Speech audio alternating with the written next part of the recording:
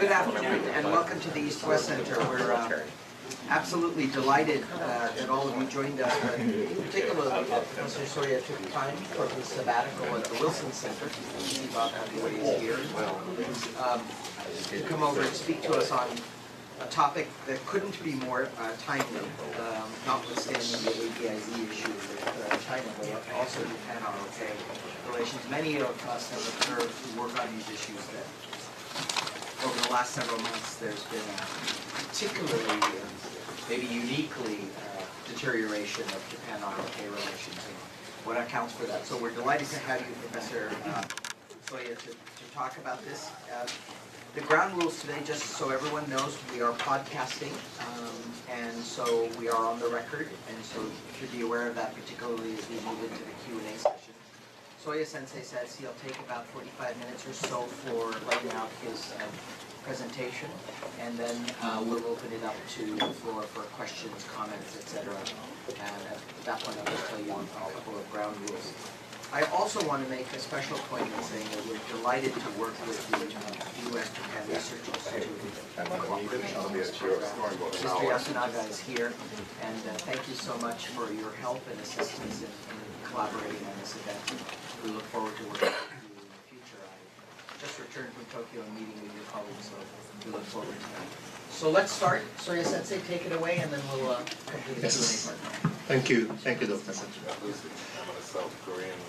Thank you very much for coming. I know you came here for the subject, not for me, but nonetheless, it's a great opportunity to present my views and to engage in some discussions afterwards.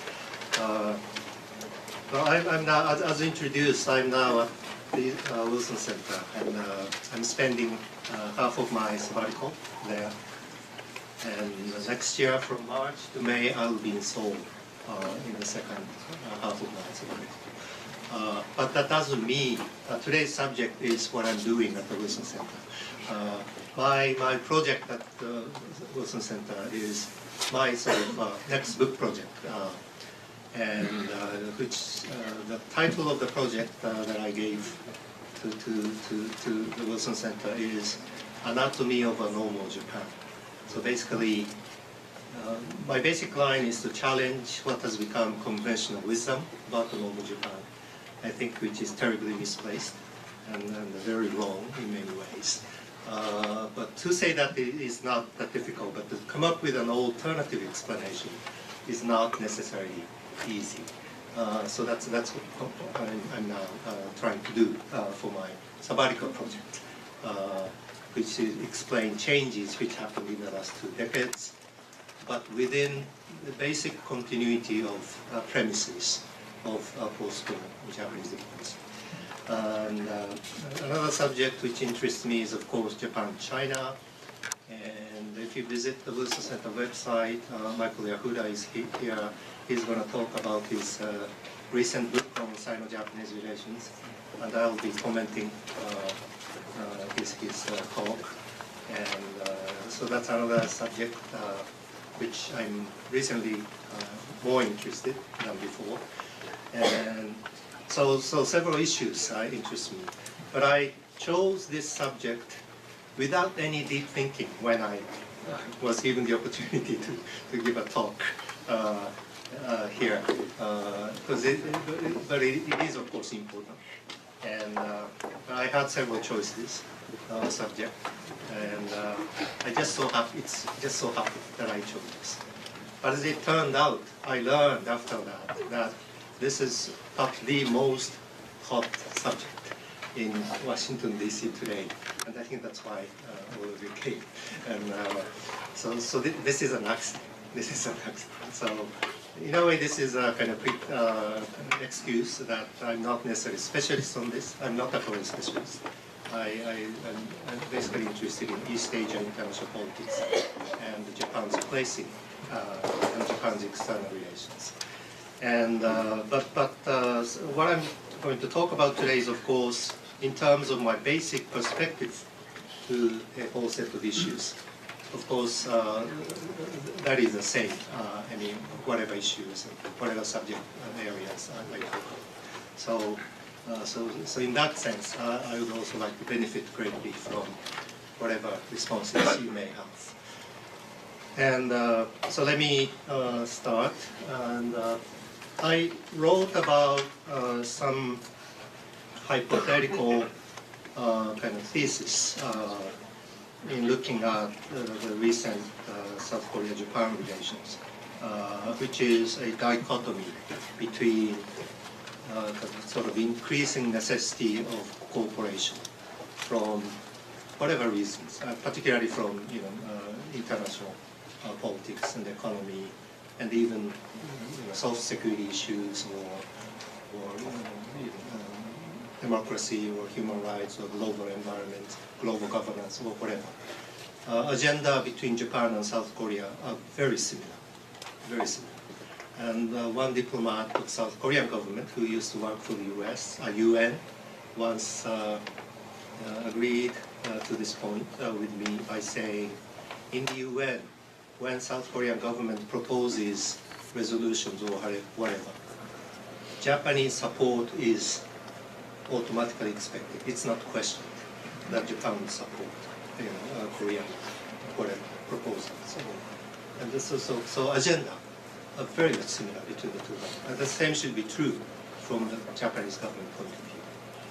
But of course, except a set of usual issues and questions.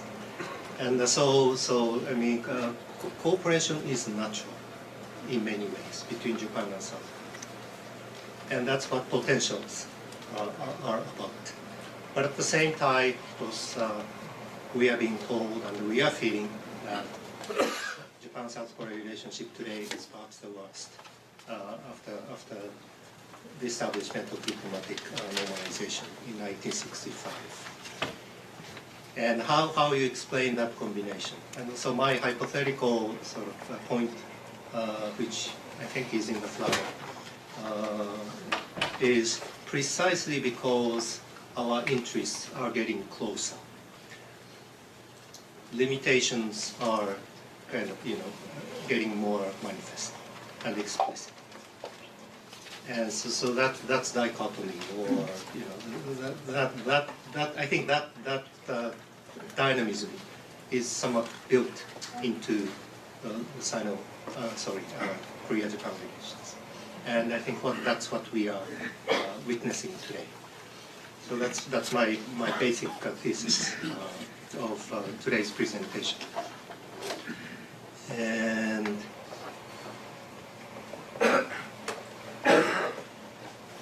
this is again only hypothetical. I have not substantiated this empirically, but this is my sense. So I'm very much interested in your responses to this.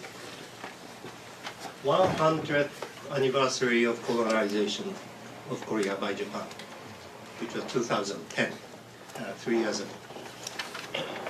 That perhaps was an important turning point in sort of bringing about that dichotomy in Korea-Japan relationship.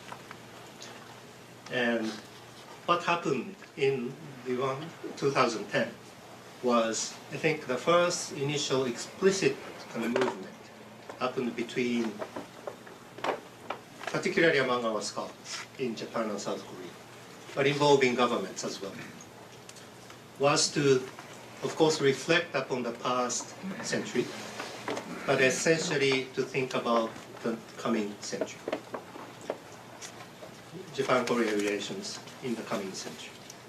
That there was a big momentum in 2010 to do that between the two countries in general, and among a group of scholars specifically, and initiated by the government. In fact, I'll come to that later. But at the same time, anniversary became an opportunity for many to remember 100 years ago,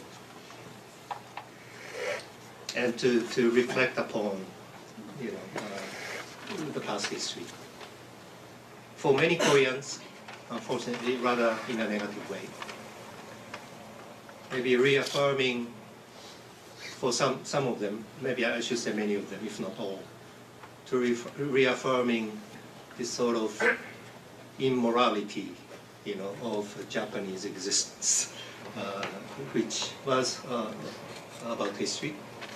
And when Koreans talk about history revisionism in Japan, and some influential politicians talking about those things, I think that simply reaffirm in the minds of many Koreans, in the psychology of many Koreans, that Japan is still an immoral entity. And that's Japan, what they know. And perhaps that's Japan what it ought to be for many Korean psychology. So that kind of aspect also started to manifest itself at this time of 2010. And so we are now in a stage where many things evolved from there. Kind of a dichotomy between incentives for cooperation and some will to cooperate, and remembering the past in a particular sort of psychological context of many Korean people. And as far as the Japanese are concerned, our problem is it's not really history revisionism, or it's not really beautifying the past, or it's not really nationalist interpretation of history, as far as the majority of the Japanese and the bottom line of our civil society are concerned. I think it's simply ignorance and non-interest in these affairs. I think that's our problem. And that creates an atmosphere where kind of nationalist arguments, kind of encroach into to affect the entire social atmosphere, depending on how things will evolve. And so in that sense too, Japan and South Korea in a very sharp contrast. So these things have become somewhat explicit because of this very critical moment of 2010. And Naoto Kan, the Prime Minister at that time, August 29, this is exactly the day when the annexation treaty came into effect, signed several days ago, came into effect on the 29th of August, 1910. Kan Naoto said, "It is easy for the side that inflicted the pain to forget, while those who suffered that pain cannot easily forget. I express a renewed feeling of deep remorse and state my heartfelt apology for the tremendous damage and suffering caused by colonial rule." And this is, in essence, some added emphasis, nuance-wise, in highlighting more apology side. And but in essence, this is what Murayama statement has laid out, and which has become successively after that the official position of the Japanese government. And as we all know, Abe's ideology is different. So he talks about that ideology when he's outside of the government or not in official position. But as a prime minister, of course, he doesn't have any realistic option to negate this or to throw this away. That's almost revolutionary, and there is essential difficulty for whoever who would be prime minister or at a very important official position. But of course, this didn't work. I don't think many people remember this anyway. And this statement, of course, some people recognize this, but they make the point about, we realize this, but successively, one after another, there are a series of influential politicians, officials who say negative things, which contradict this position. Therefore, we cannot believe this. I think that's a standard response coming from the Korean people. And our our standard response to that standard response of Korean is, which is more important, despite those oppositions, about which we all know, despite the existence of those conservative politicians and political forces in our society, government coming up with this kind of statement and resolution and announce this as an official government policy in a democratic process and system of Japan, which is more important, which we should deal with, in a more serious way. Our response is, perhaps I don't have to give you the answer. So that's the kind of difference. And the more you make these so-called history revisionism as a reference point, that only fuels our nationalist forces in Japan, and which end up in creating a situation which Koreans shouldn't want to begin with. It's a typical vicious cycle. But if you premise your response on these kind of concerted efforts by those people, politicians in power, and take statements or whatever you don't like as something which happening within the broader democratic context of Japan, then I think that could be the beginning of a positive cycle. But unfortunately, that doesn't happen, and is not happening. And in making that point, I often make the point about importance, remind people of the importance of going back to the 1990s. Miyazawa government, and Kono's statement came from Miyazawa government. And then came Kono's statement about conflict. And then came Prime Minister Hosokawa, and in his meeting with his counterpart Kim Il-sung in Gyeongju, historic place, capital of Korea. And from there he addressed in a nationally televised press conference to the Korean people, and talking about depriving of Korean culture, names and so forth, and explicitly apologized. And then came Murayama's statement of 1995.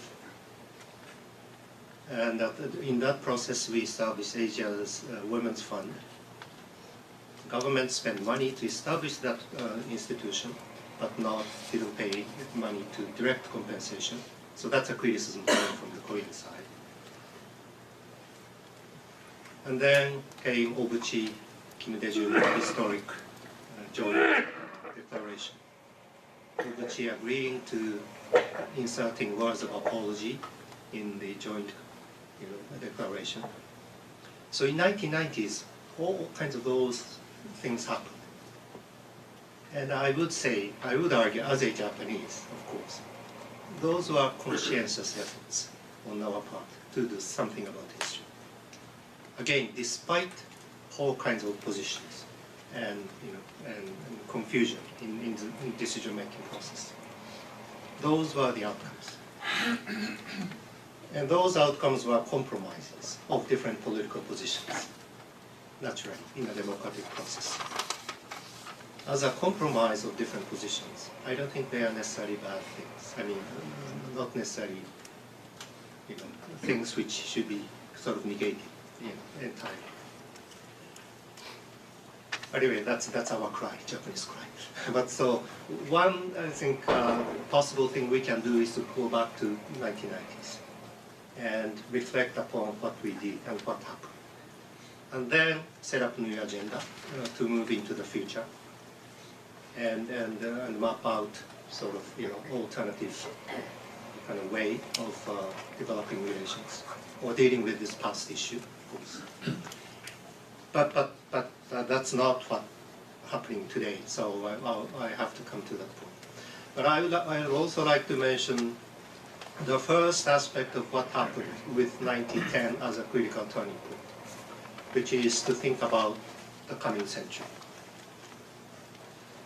And this joint study on the new era of Japan-Korea relations, this was top-down sort of decision made by Fukuda, Prime Minister Fukuda, and Lee Myung-bak. to think about the coming century. And I happen to be involved in this as one of the chairs of one subgroups.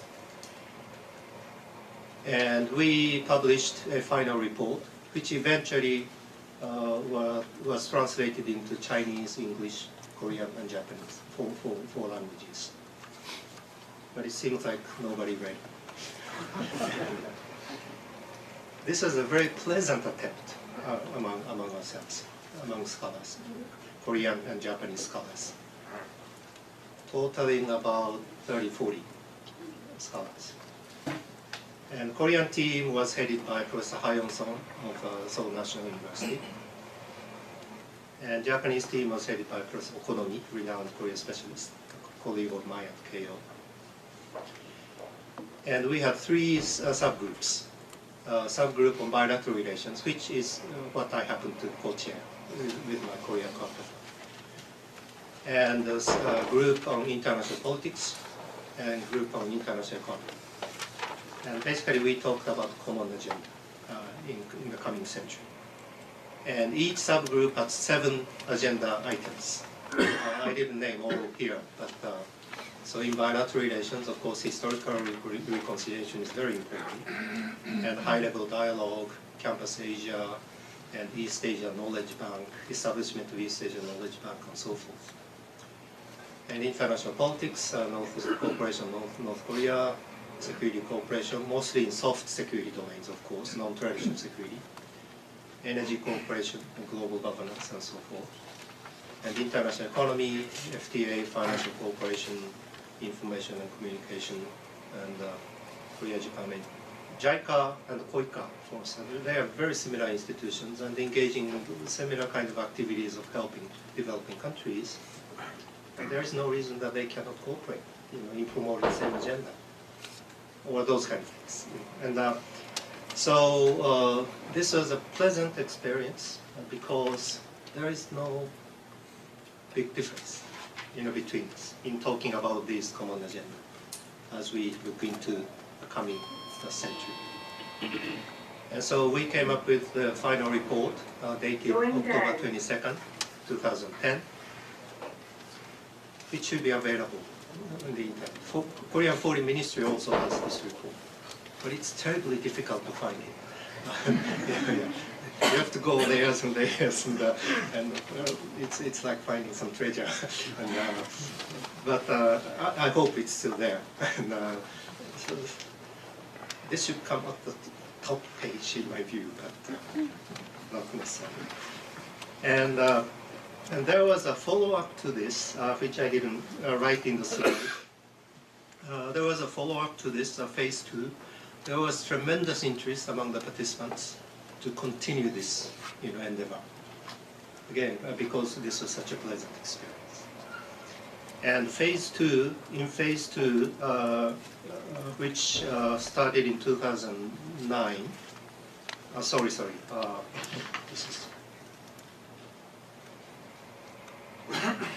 started December 2011, and we finished it at the end of last year, 2012, or about the middle, or toward the end. But that final, we finished our final report, but that didn't get published at all. First of all, because of worsening relations after President Lee Myung-bak's landing on Takeshima in the summer of 2012. And so we wanted to wait so that heat would subside. And next target was the inauguration of the new government, particularly Park Geun government. So we tried to time the publication, in the transitional period. But that didn't work either, and which I'll talk about now. And so there are a series of these attempts endorsed by the government, and we gave the report to the government. And when we met in Tokyo, in the first phase, the Prime Minister at the time was Aso, whose name will come after this, unfortunately. But he met us in his prime minister's office and endorsed our report. And so those things were going on, in a very comfortable atmosphere. So past memory is fighting back simultaneously, precisely alongside with these attempts to look into the future. And the first biggest shock to the Japanese, but I'm sure it was a shock to Korean government also, even though they cannot say that explicitly in Korea. And the Constitutional Court made a judgment ordering the South Korean government to reopen negotiations with Japan on the comfort women issue. And this ruling is first and final. I hear from experts on this issue that there is no second verdict on this. This is first and final. So which means Korean government will continue to be bound by this Constitutional Court decision. So it has become a very pressing, important issue for the Korean government.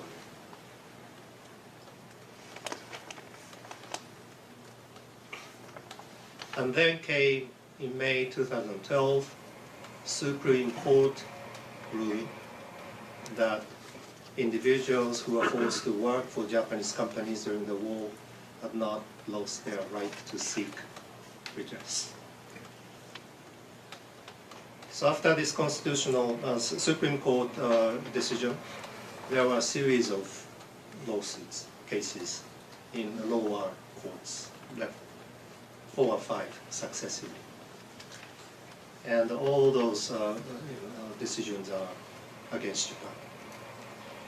And again, this is a headache for the Korean government, because in 2005, Korean government officially said that Japanese position is normalization treaty of 1965 resolved all lingering issues from the past colonial period finally and completely. Those finally and completely, those words are there in the treaty. So that's the basis of Japanese government position, which is causing lots of frictions and misunderstandings. They cannot take any actions which would look like admitting legal responsibility of Japan because of that 65 constitution. And these court rules are going beyond that 1965 regime, treaty. And in 2005, South Korean government made it official that following 3 issues are the kind of issues which Korea would not recognize as having been settled by the 65 treaty. These are exceptions. And those cases of exceptions being the comfort woman issue. That's outside of 65 framework. And the bomb victims of Nagasaki and Hiroshima, Korean victims of those bombing, and those Koreans who are abandoned in Sakhalin after the war. So these 3 issues are outside of 1965 treaty. But this Supreme Court decision added this forced labor issue to this. And the Korean government has been approaching these victims on their own, dealing with compensation, de facto compensation for this. And the legal legitimacy of that Korean government action to support and help victims of forced labor comes from 65 treaty. And so here again, Korean government was placed in a very difficult position to deal with Japan because of these, highest court decision.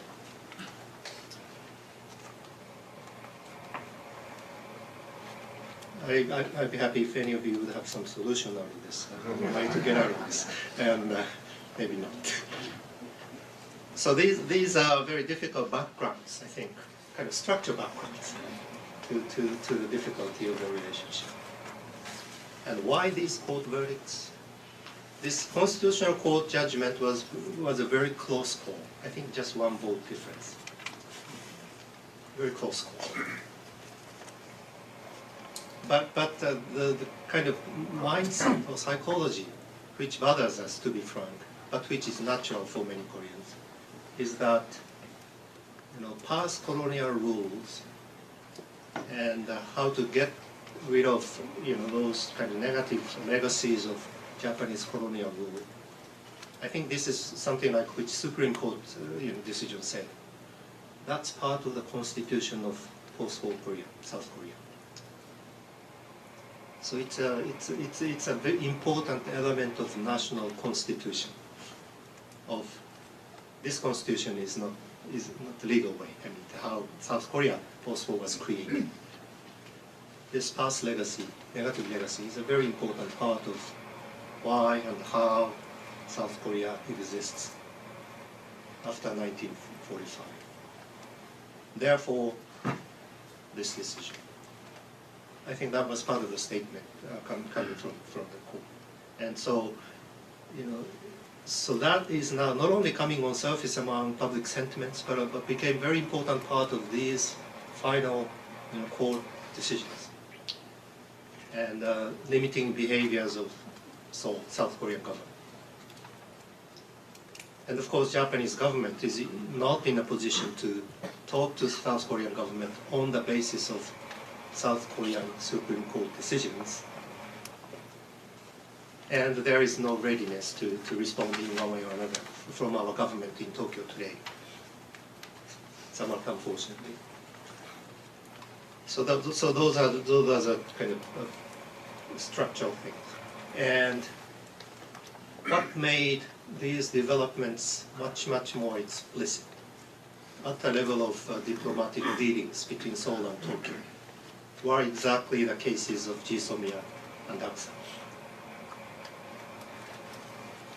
CSOMIA is a General Security of Military Information Agreement.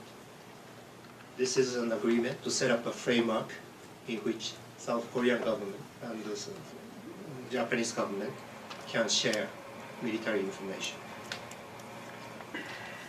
or security-related information, mostly about North Korea and about US law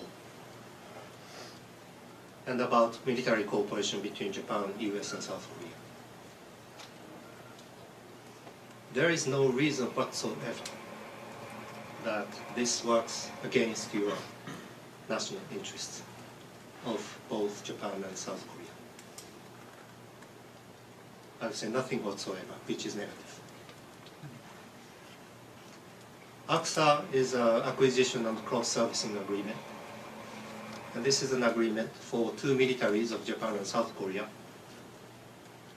to share resources in working jointly in typical non-traditional security domains, such as disaster relief, peacekeeping operations, and human rights, assistance, and so forth.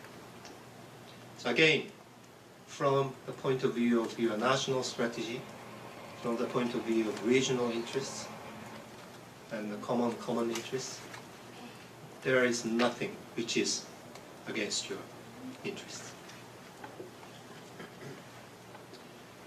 So in a way, it's not surprising that Tokyo and Seoul came to almost final agreements about these two documents in early 2012. CSOMIA is complete as a document. And the last measure was just for both ministers, defense, to sign. And I hear from people involved, ACSA is this is also almost complete. And this kind of ACSA Japan has with Australia. That's the only case, except the US, which cooperation is much broader. So we have ACSA with Australia. So Australia military and Japanese military are now able to work together in regional, non-traditional security cooperation. No elements of traditional security cooperation whatsoever, of course. We cannot do that because of our constitution. Traditional military cooperation Japan cannot do. So Australians are frustrated. They want Japan to do more, in fact. So again, there is no reason that Japan and South Korea cannot do that. And South Korea and Australia also has ACSA. So trilateralizing this ACSA relationship should be beautiful from my middle power agenda. This is a typical area of cooperation based on middle power internationalism. And that's the area where Japan should put resources. In fact, we have put resources there since the 1990s. We have tried hard, so hard, to do lots of things in these domains. But this was killed once CSOMIA became public. And because both governments worked together in completing these documents in a rather secret way. And I heard from one of them who were involved in this afterwards, that was a critical strategic decision they had to make when they started the negotiation. Whether they would do it public or just do it privately. And their judgment was, if they do it publicly, perhaps we cannot. This would not materialize. So they decided to go just between the two governments and make them public once agreements are reached. And in fact, that's what they did. And another critical decision they had to make was with which they should go first. And I've been of the opinion that we should go with ACSA first. Because it's typical, non-traditional security cooperation. But their judgment was, because ACSA involves militaries of both South Korea and Japan, on the same ground. This might cause more resistance. And the CSOMIA is just about the information sharing. So this should be easier, was their judgment.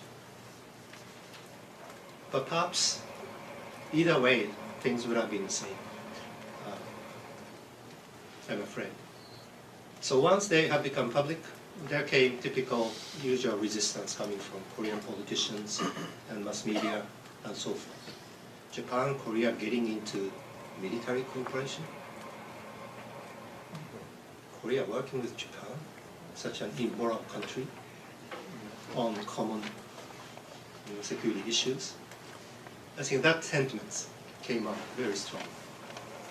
And so that led to the cancellation of Defense Minister of South Korea coming to Japan to sign CSOMIA. So that was cancelled in May 2012. And that led to the, this is being broadcast by webcast and so forth. And, I shouldn't have named this, but too late. I did this because two of them are good friends of mine too. But Mr. Cho Se-young had to resign. He was the East Asia Bureau Chief. He had to take responsibility for the hustle. And Kim Tae-hyo, who was in the Blue House, responsible for this negotiation, also he had to resign. And after they left, President Kim went to doctor.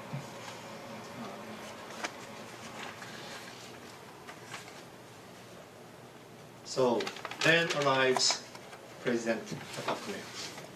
So this is my final story. As many of you know now, our Vice Prime Minister Taro Aso went to Seoul to the inauguration of President Park Geun, and they had 20 or 25 bilateral meetings. on February 25th. And the meeting was virtually, according to my sources, and to what is made public by Chunwan Ilbo, very good report about this. This was virtually our Vice Minister also giving lecture about history to President Park. And he talked about U.S. Civil War. Yes. This is a favorite subject of his, in fact. And I also had this reconfirmed by somebody who was present at the meeting. I wouldn't name him. That when Mr. Aso met Condi Rice, Foreign Minister Aso and State Secretary Condi Rice, when they were in power, Aso also talked about Civil War to Madam Rice by saying something like, "You people in the South should have been taught about Civil War as an aggression by the North." So the views about this historical event, even in a single country, is controversial. So it's natural between Japan and South Korea to have different approaches. And that seems to be the gist of what he wanted to talk to President Park. And I think this is my hypothesis, I think, which is being reconfirmed day by day. So everything was over with President Park at that moment, I think, about history issue with Japan. And given the personality of President Park, what we've been seeing from her, hearing from her, I think has not changed a bit since then. And people around cannot directly advise her, again, given a particular sort of atmosphere centering around President Park herself, her leadership style and others. So that led to the March 1st, Independence Movement Day speech. South Korean president makes his speech about history every year on this day. And this surprised many, that historic dynamic of one party being a perpetrator and the other party a victim will remain unchanged even after 1,000 years have passed. Very strong words. I think this is in direct response to what Aso said. I think this is it. And then came Aso's visit to Yasukuni, April 21st. So that triggered the cancellation of anticipated trip by Foreign Minister Yu Byung-se to Japan. So after that, no explicit official contacts at the high level between the two countries until this moment. Okay, so I'll finish here. And I'd like to know how we should get out of this. Maybe the solutions are in the audience. So, well, thank you. Indeed, Soya Sensei, that was a terrifically effective review of how we got to where we are now, I think, over the last couple of years. So, but also raises some of the structural issues in the relationship that you referenced. So I think we can open it up to the floor. We have about 35 or so minutes. Floor is open. Chris Nelson, you're up and running. Yeah, unfortunately, I appreciate it. It's Chris Nelson, Nelson Report. It's really presumptuous of any big old guy to say I've been thinking about this a lot, but I do. And partly because I started as an American Civil War guy when I was little, so also sounded better watch it if he tries to raise that kind of example around me. I'm sure. But it does lead you to think a lot about what does it take to reconcile, and what is the role of myth and memory, and what is the role of history as identity therapy, and all that kind of stuff. And the more I think we've all been looking at this just terribly depressing disconnect, we can feel and see how deeply psychological a lot of it is. So anyway, I have, so in a sense, two questions. In one way, when you listen to this narrative, you find yourself thinking, this is so personal that if Aso-san was resigned or fired for these kinds of statements. And let's face it, he's famous for a variety of colorful remarks. Would that somehow placate President Park at the personal level? Because she does obviously take it very personally. It is tempting to say it's so personal that he's getting rid of a few guys because that's your problem. And this is my theory, and I apologize, this is playing psychologist.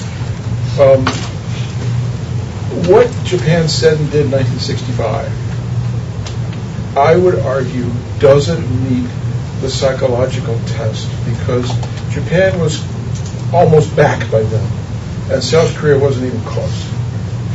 So there was no sense of equivalence. It was still recipient donor. But Korea in this century, by God, they're here. They're not back. They are here. The whole global player thing and all that.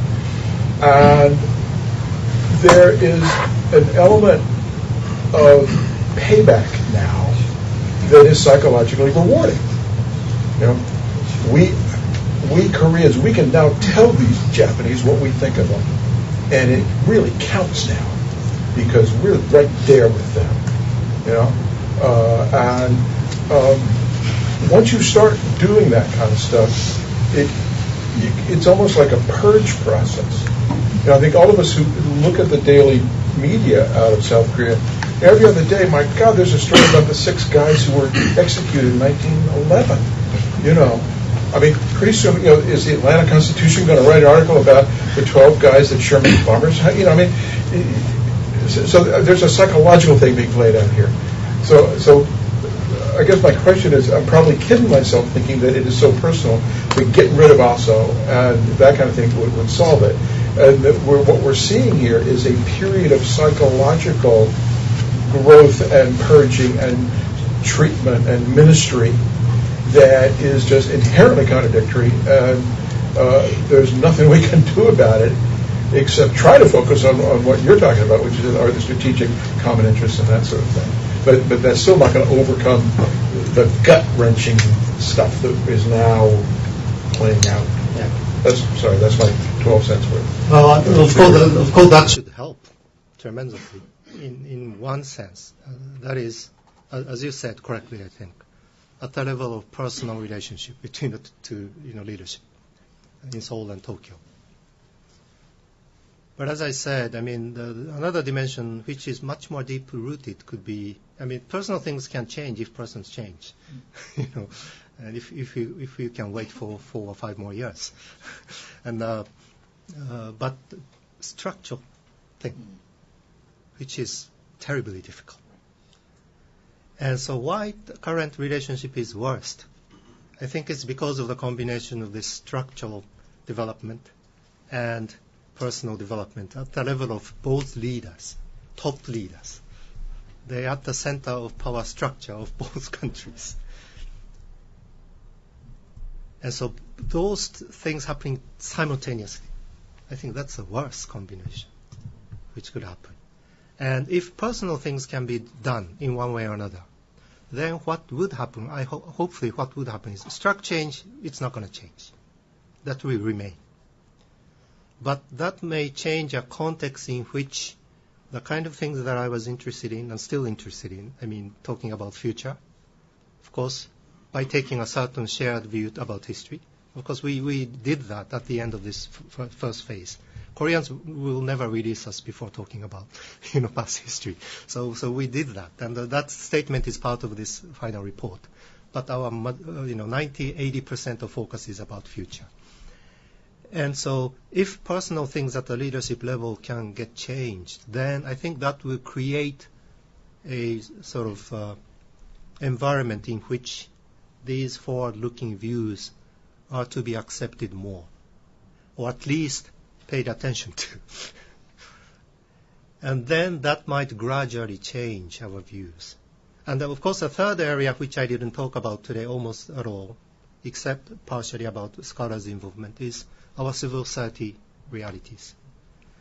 I think despite this worst kind of relationship at the official level, Although civil society exchanges are of course affected to some extent, but I'm not that pessimistic about the strength of our civil society exchanges. For instance, whenever we meet, and I think this should be the case for students too, I take my students to Seoul every other year and meet with Korean counterparts. And when they talk about history and Dr.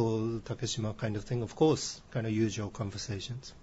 But Japanese are usually quiet because they don't know much about it. But Koreans know too much. So it's just a one-sided argument. But anyway, but once you are over that, I mean, that doesn't affect your personal relationship. It would have been the case 20, 30 years ago. You know, if you just fight over these issues, that affects your personal relationship. But these days, that doesn't happen. You can just talk to each other and communicate with each other, drink with each other, as if nothing had happened about these difficult issues. I think that's a big difference. That's a big difference. So I think continue to feed into these, civil society realities, evolving civil society realities. I think that should be a strategic focus of both governments, I hope. Even if that's not a quick solution to the problem, problems will continue, and the structure problems will continue. But depending on leaders' behaviors, I mean, it can change the context in which civil society relationship would mean more substantially. And it's a long-term evolutionary process. And the leaders should not stop this. I think that's my criticism against both leaders. And as a scholar living in the civil society of Japan. And Michael, just forgot to remind folks to please identify yourself also for our podcast guests. Michael Yehuda from GW. I have two questions. One of the things that keeps the two together is the economic relations, which are very deep. One could say they're interdependent. But how will the court decisions about the responsibilities of current Japanese companies affect this? Because there are so many of them. The other question is, do you consider that the United States can play any role in helping to solve this? Because in some respects, you could say that the United States also has historical responsibility. After all, it was the United States which pressed for the normalization of relations. It was the United States as well that in a way allowed the elements of the imperial elite, if you like, to come back. And the United States, perhaps not deliberately, but nevertheless had this hub and spoke kind of security arrangement, which meant that there was no institutional basis for America's allies to really relate very closely to each other, as was the case, say, with Germany. So that, in that sense, it's only once the Cold War was over that somehow all these things began to bottle up. So I wonder if you think that as I say, that the United States can play some kind of a role, and if so, what do you think it could do? Yeah, let me respond to the second question first. To give an answer would be a little more easier than the first. That doesn't mean issue is easy, but I think if U.S. gets involved more explicitly, try to involve more, then what would happen? We see signs of that already, of course, but is South Korean side criticizing U.S. more. You are responsible for today's Japan. So U.S. involvement for South Koreans is U.S. should be on their side, I think. I think that would what would happen if U.S. tries to do something. And perhaps in reality, I think that's what discourages the U.S. from being involved more explicitly, I think. But to make that point explicitly to South Koreans is not easy, as I have said implicitly during my talk, because it's part of their national identity, if you will, of post-war South Korea. If Japan becomes perfect moral country by repenting everybody, by putting conservative politicians to the very margin, then I think there will be a big hole in their heart. And yeah, I should not repeat this, sorry. But anyway, so from us, okay, if I may be frank, I don't say this usually because saying this doesn't mean anything, doesn't produce anything. But analytically, if you will, I think South Koreans have to change their basic, approach to this question to make positive cycle to begin. But in reality, I don't think that can happen easily. So in reality, we have to, move on the basis of that judgment, I'm afraid. And incidentally, one of the reasons why, the current relationship has become so bad was because Japanese policymakers, previously, again, Koreans don't believe this, but that's our perception and consciousness. Our policymakers, traditionally, try not to stimulate, that deep-seated, feelings of South Koreans toward Japan, because we know that it's there, and we know nothing can really be done. So whenever these issues come up, always our tendency was to seek some compromise and give some concession from our side, in one way or another. But after President Lee Myung-bak's landing on Takeshima, Dokdo, and series of things which happened, particularly court verdicts, many of our policymakers, including traditional foreign ministry officials who used to be, well situated, prepared to deal with South Korea, are starting to say, oh, it's over. Nothing. We cannot put up with this anymore. And so they are becoming very explicit in talking and arguing against the Korean counterparts, even in daily bureaucratic encounters. That's what I hear from Korean bureaucrats. The way Japanese bureaucrats talk to Korean bureaucrats about many things have changed completely. Japanese are very aggressive now. And that's permeating in the society in general, unfortunately. Koreans are always the same, that kind of sentiments. That leads to the arguments, or acceptance of conservative arguments, nothing can be done. So conciliatory approaches toward history and so forth would not pay. So no use. So that kind of argument has become somewhat more prevalent, among general public, and ignorant general public. So one very important aspect of this vicious cycle is Japan's side has changed also in dealing with South Koreans. So that's only fueling a vicious cycle. So Americans getting into this, I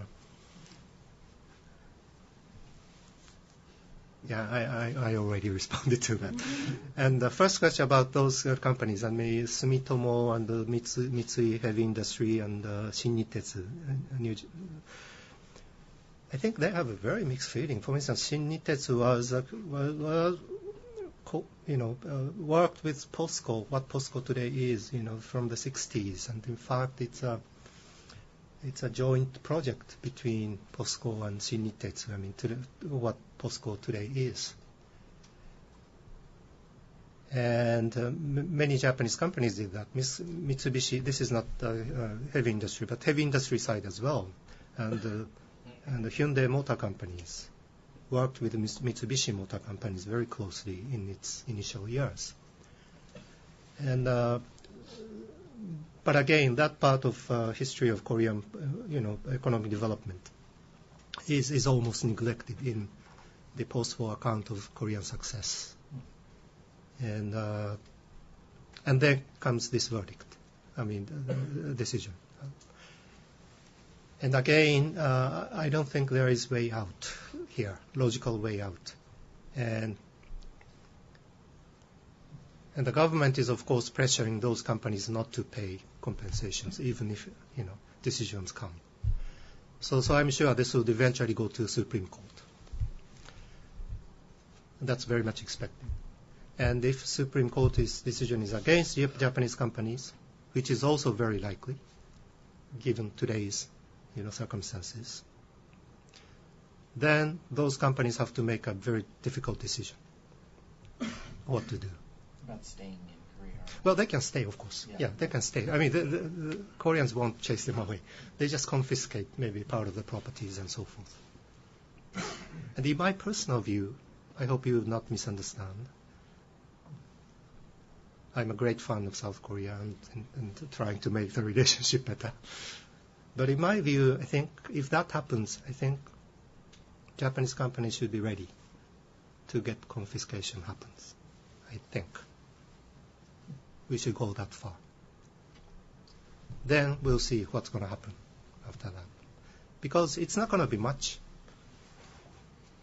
It's not the entire company. Or at that moment, there could be an agreement to, compensate in cash instead of kind.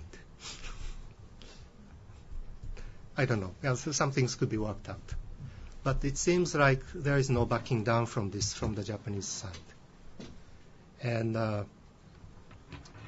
but after that, there is some arguments coming from our government that at that moment we will, try to bring the case to ICJ.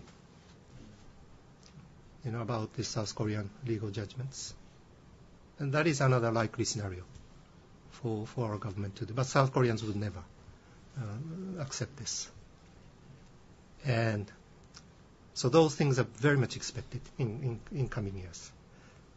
So I'm telling my Korean friends and Japanese students, and I'm telling myself too, just leave it to the government. And we'll just engage in different things.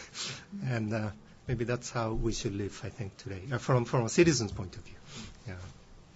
I've got several people on the list, so let me try to get to them. I first saw Troy, and then Russ Deming, and then Dan Bob. Were there others whose hands I did not see? Forgive me. So why don't we take this first, and Troy, and then we'll go to Russ. And I'll just try to be really brief and quick.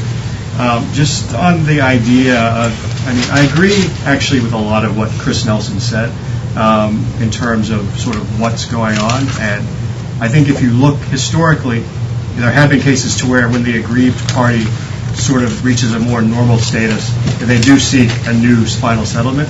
But in terms of the idea that, well, perhaps this is personality based, and that maybe if we could just get through maybe the Abe era, we could be fine. I'm a little skeptical of that, just because there's been a lot of polling recently in South Korea to sort of show, well, actually Koreans support things like CSOMIA and doing other things with Japan. But at the end of the day, I've worked in politics, and politicians tend to do what they see as being in their political interest. And at a minimum, there are not the disincentives in either Seoul or Tokyo right now to not continue taking these positions. So I think in some ways you're right, that this is really a long-term change that's going to have to take place. It's going to have to be societal, to where the societies themselves don't provide the incentives for politicians to do this, because right now a lot of people are arguing, well, Park Geun-hye has the support to do these things. The Korean people are behind it. But I honestly don't believe that that's necessarily the case, because she wouldn't be taking the position she did if she didn't feel that there was political benefit to doing so. It's coming from herself, Yeah. So, until the societies change to where people see benefits in doing different things, I think you're going to continue to have these kinds of tensions. Thank you. Thank you very much. Did you want to respond to that? Yeah, I agree. It's coming from herself. So the argument that because of her father and because of domestic opinion she cannot move, I think that's wrong. That's terribly wrong. Yeah, that's. Thank you. very delicate subject in a very complex way. My question is really, again, related to this whole issue of court cases and compensation. I mean, when I was in the State Department, I had to defend the integrity of the San Francisco Treaty against lawsuits by American POWs. You know, I understand, Brent, that these things are final settlements, you cannot open them up again. And I think that certainly on the idea of worker compensation. On comfort women, of course, that's an issue that has a lot of resonance in the U.S. I mean, the other things don't really sort of relate more broadly to the American audience, but this one, because it relates to the dignity of women and so on. And Japan has already begun sort of an extra legal with the Asian Comfort Woman Fund, you know, all that kind of thing. Is there more room for these kind of things outside of the formal legal channel, doing additional steps there that could at least sort of calm down that extremely emotional issue, not just in Korea, but more broadly as well? Yeah, again, this kind of, I think that's very logical and something which should happen if possible. But that issue has become a very difficult issue in the worsening sort of vicious cycle, not only between the two countries, but within Japan itself, domestically. And virtually there is no room, realistically speaking, for that to happen. And again, during Kang administration, this has not become public, and I don't know the details, but there is a general talk that both governments has come very close to agreeing on a certain action by Japan on comfort women issue. I don't know what that was in concrete terms, but there was an attempt to do something about it. But Japanese position that legally this was done in 1965, that is not likely to change, you know. But on the basis of that, I think there is some awareness that we have to do something. And there are, you know, kind of like-minded people in both Seoul and Tokyo working together on this issue. But of course, on both sides, they have to fight against possible domestic reactions. And one of them involved in this kind of issue once remarked that it takes much more energy for me to deal with Japanese domestic oppositions than to deal with South Korean counterparts. And that should be the case for Korean, you know, officials too. And so realistically speaking, you know, but again, if mood changes, you know, if mood changes, I think that could be possible. And again, you know, I think if you have not, please visit the web page of you know, Comfort Women Fund, Asian Women's Fund. And there is a digital museum, you know, created by, you know, Asian Women's Fund. It's a very good, you know, digital museum. It has testimonies by South Korean former comfort women, and it has, you know, drawing of the maps written by, you know, those women, you know, in China, and there is a letter of apology by our prime ministers, you know, for 3 or 4, and so, you know, whole kinds of, and there is historical documents of the Japanese military who is mentioning about, you know, establishing this, you know, station, and decree coming from a military, you know, outpost in China and so forth. You know, those available documents are all there.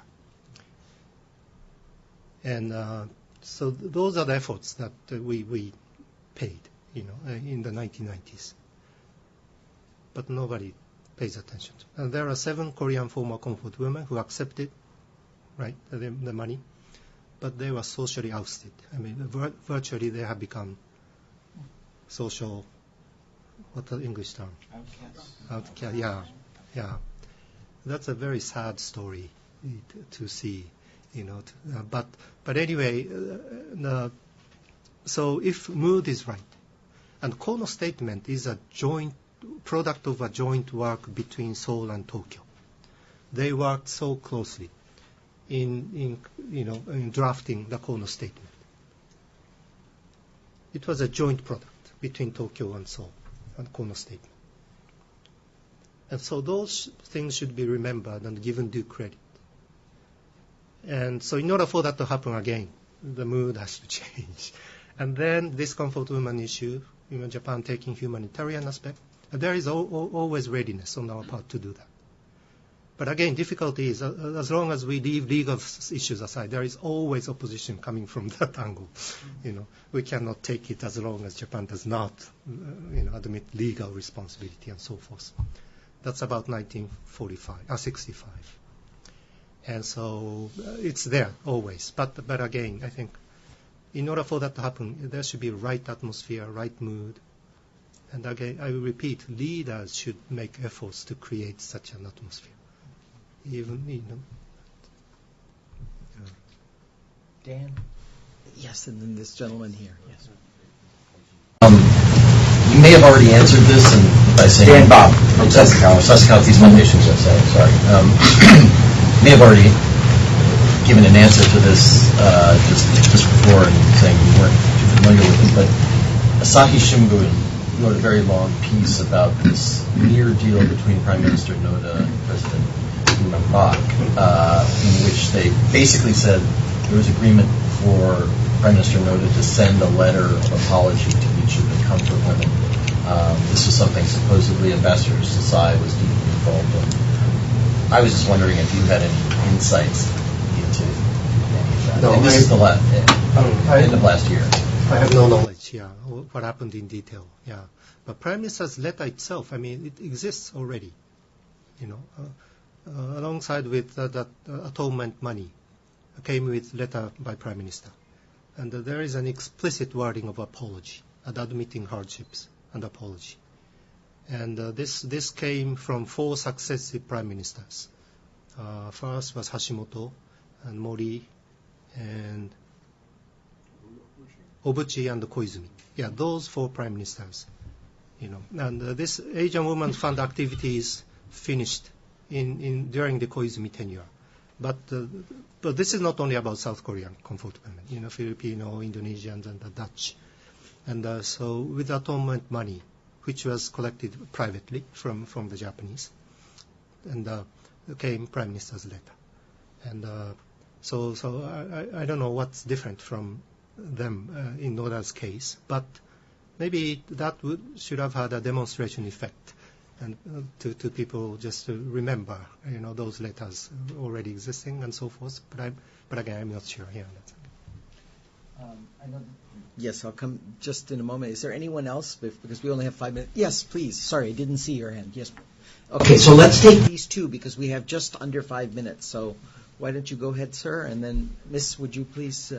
Okay, so just briefly, my name is Yoshihide Soeya, also a fellow at the Woodrow Wilson International Center. So my question is that, my major is international law, so I'm very optimistic about the role of law in society. And then let me try to present a defense of the decision of the Constitutional Court of the Republic of Korea. So, in South Korea, there are some people who think that there should be a legal solution to the question of comfort women. And I have been talking with many South Korean friends, and the idea was that while the South Korean government is always telling the people, you should blame the Japanese. We don't have the responsibility. We give you some money, but it's not the replacement of the reparation you should receive from the Japanese government.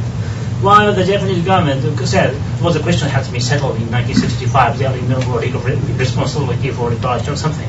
So what the South Koreans want to have, especially the victims of forced labor and forced prostitution, is not to receive money, but to see who is really responsible today. And the constitutional lawyer thought that was the solution to find there. So as the South Korean government is telling them that you should blame the Japanese government, so the South Korean government the South Korean Constitutional Court decided to blame the Japanese government. And so it's a logical consequence. And the logical consequence of Japanese the framework is that under the 1965 treaty, Japan and South Korea should set up the arbitral tribunal to settle the questions of interpretation. And the Japanese government has been consistently refusing to establish the arbitral tribunal. And now the Japanese government is saying that we should go to the International Court of Justice. But of course, South Korean government does not go to the International Court of Justice.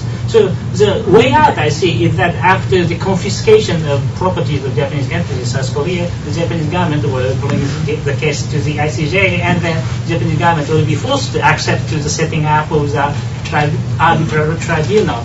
And then there will be the decision of the arbitrary tribunal saying that the 1965 treaty settled all the legal claims, and then the South Koreans think about things more rationally. Can it be a way out? I'm too optimistic as a lawyer. Well, Thanks, disclose his identity. He's a former foreign minister official, and he's now in a much freer position. But I think what you demonstrated is terribly important. That is empathy. Empathy into your counterparts. And that's what we want from Korea. Then, again, that's the beginning of positive cycle. And so if there is empathy from both sides, I think your scenario may work. Yeah. And if that doesn't work, if that would make some Koreans realize the importance of, empathy, then that's an achievement, perhaps. Yeah. Sorry, I scholarly way, indirect response. Miss, please. Jenna Gibson with Georgetown University. I'm wondering, with the news in the past few days about China and their new air zones, how is that going to affect the bilateral relations between Korea and Japan in dealing with that? You're talking overlaps, right? Yeah. Well, I don't think it's going to develop into a serious case because, ADIZ is essentially just a unilateral declaration. And it's not a legal thing necessarily. And even if there is overlap, that doesn't mean that militaries of Japan and South Korea would behave on the basis of declaration of that, air zones. So declaration would remain as such, but actual military behaviors would be restrained. I think that I hope that's what's going to happen. But I think, because this is what involves military. I think military people should have rational calculation. They should not behave on the basis of these emotional responses to history questions. And so I think cool heads would prevail, I think, on this issue. Yeah. Again, unless somebody influential, mix things up. And I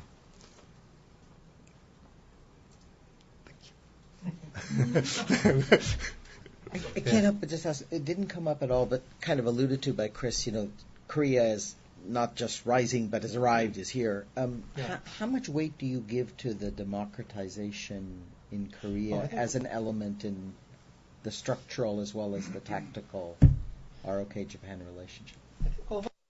Democratization is positive. Is positive. Yeah, over the long run. But it can be a source of confusion, of course, because difficulties are mostly about domestic politics on both sides, and the reality is here, being both are democracies, and but over the long run, I hope, I think the beauty of democracy is, pluralism, and the pluralism should eventually find an equilibrium somewhere, and again, if cool heads prevails, that's what's going to happen.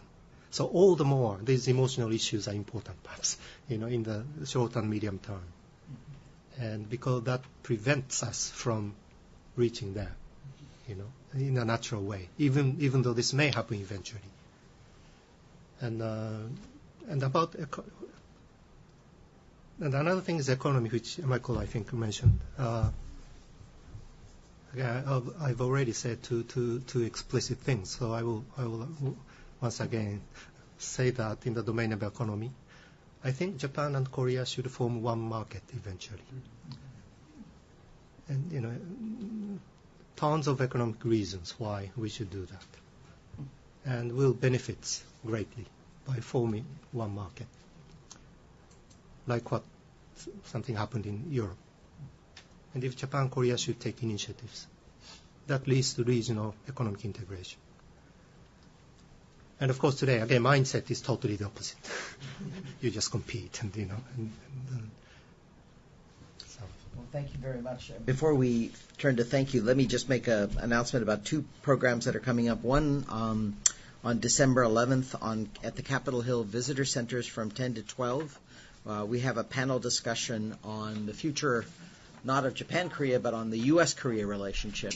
We have Deputy Assistant Secretary Jim Zumwalt from the State Department, Marcus Nolan from the Peterson Institute, Tammy Overby from the U.S.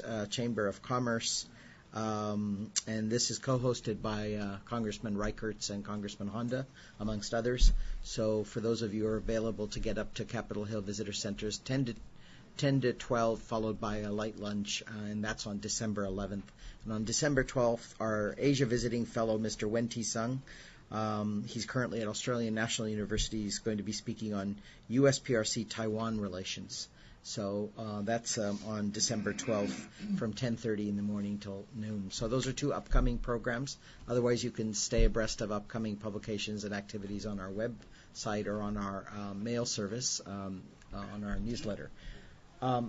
It brings me great joy to thank you again, Soeya Sensei, for coming here, taking the time away from your own research and your new book to speak to us on this topic, and I must say a very sensitive and complex topic, handled, I thought, masterfully. So thank you very much. Thank you all for coming.